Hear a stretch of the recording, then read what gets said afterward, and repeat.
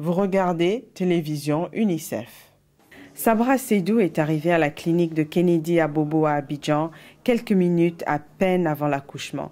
C'est sa deuxième visite à la clinique depuis le début de sa grossesse. Les moyens faisant défaut, Sabra n'a pas pu faire les tests prénataux et les consultations d'usage. Elle a quand même pu bénéficier d'une première vaccination contre le tétanos délivrée gratuitement.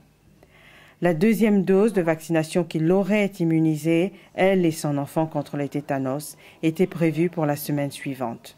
À la naissance, l'enfant ne sera pas protégé. Pour cela, on va lui prescrire un sérum antitétanique qui va protéger la mère et le bébé, et ensuite la mère ira continuer le vaccin. L'utilisation d'instruments non stérilisés fait de l'accouchement un acte à risque.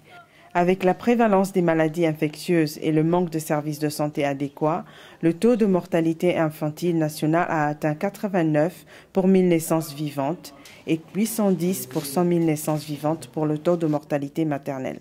La bactérie du tétanos entre généralement dans l'organisme à travers les plaies ou coupures de la peau par des objets coupants infectés. Il y a des décoctions qui sont données, des feuilles qu'on écrase, qu'on met sur le cordon ombilical, ou bien qu'on essaie de penser les soins de la femme enceinte. Elle est traitée par ces décoctions-là qui sont véritablement, qui ne sont pas stériles.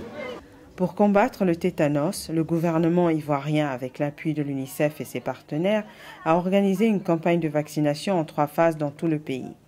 La campagne de vaccination gratuite contre le tétanos visait 5 millions de femmes de 15 à 49 ans en âge de procréer. La 3e phase, organisée dans tous les départements du pays, impose une logistique impressionnante pour un pays tropical qui sort d'une crise politico-militaire.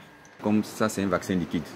Donc les accus sont conditionnés, on les dégèle un peu. Nous mettons d'abord les vaccins dans des glacières. Et en plus des glacières, on les met dans les camions frigorifiques. Donc la température est respectée de 2 à 8. On converge ces vaccins jusqu'au site. La vaccination de routine contre le tétanos offerte tout au long de l'année reflète l'engagement de la Côte d'Ivoire pour la survie et le développement. Oui, malheureusement, la Côte d'Ivoire fait partie de 39 pays qui ont encore tétanos et qui doivent prendre toutes ces précautions et vaccinations pour lutter contre. Alors on espère qu'en Côte d'Ivoire, l'année prochaine, on peut déclarer le pays plus ou moins sans tétanos. Ça, c'est notre but. Pour Sabra et son nouveau-né, l'immunisation contre les tétanos est la première étape d'une vie saine ensemble. Yvette Bivigou, Abidjan, Côte d'Ivoire. Unissons-nous pour les enfants.